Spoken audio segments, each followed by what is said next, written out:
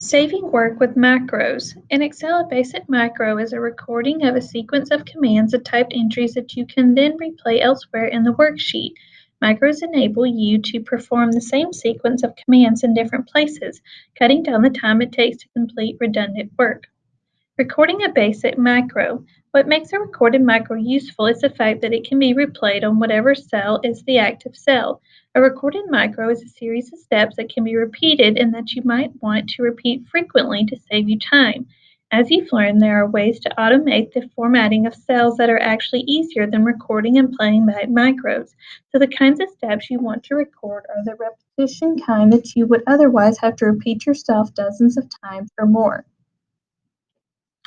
So we're going to click on the File tab and then click Options.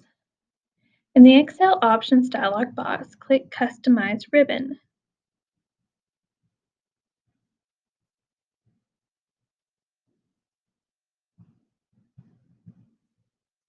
In the Main tabs list on the right, check the Developer box.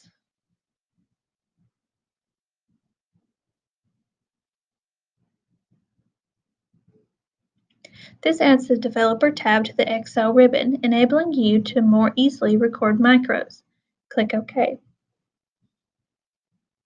The macro that you will record creates a custom subtotal row at the place you define, rather than at some place Excel determines. The rule you follow is that the user must select the cell where you want the subtotal to appear and then run the macro.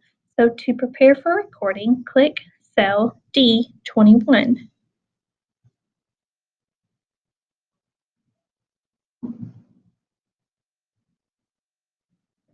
Click the Developer tab, and then in the Code group,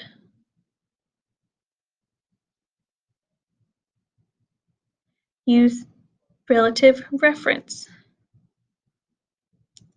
If it is not highlighted, click to select it. You want relative references for this macro.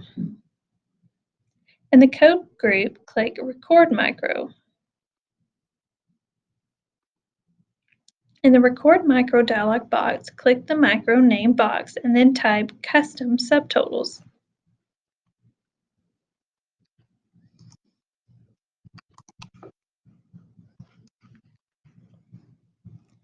In the shortcut key box beside Control+, type the capital S. This changes the shortcut key to Control-Shift-S. Leave Store Macro in set to this workbook. The Record Macro dialog box should now appear. Click OK.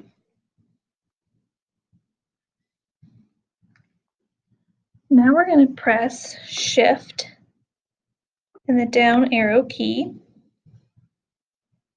We're going to click the Home tab. Then in the Cells group, click the Insert drop-down arrow.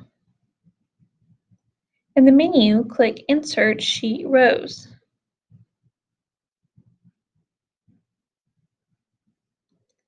Press Shift up arrow. In the Editing group, click Auto Sum.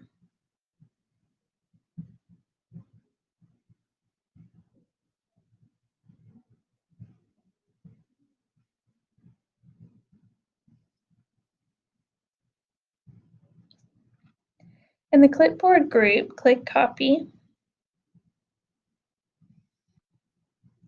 and press Tab. Type the partial formula equals max parentheses. In the Clipboard group, click Paste. Then type the in parentheses and press Tab. Click the Developer tab, and then in the Code group, click Stop Recording. Now that you're not recording, adjust the width of column E to fit its contents.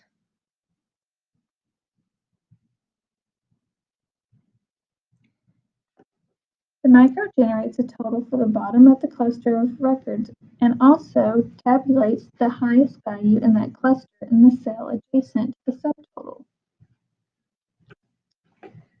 Click the File tab,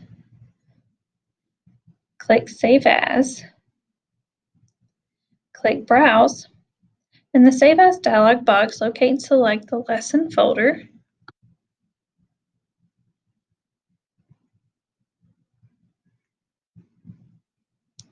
And in the Save As type list, choose Excel Micro Enable Worksheet.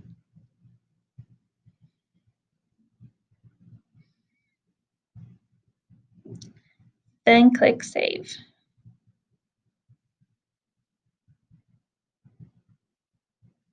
Click OK if a message box is displayed after you save the file. For security reasons, Excel no longer saves macros in its regular XLS and XLSX file formats. Now, the only way to save a micro-enabled workbook is to give it the special XLSM file type.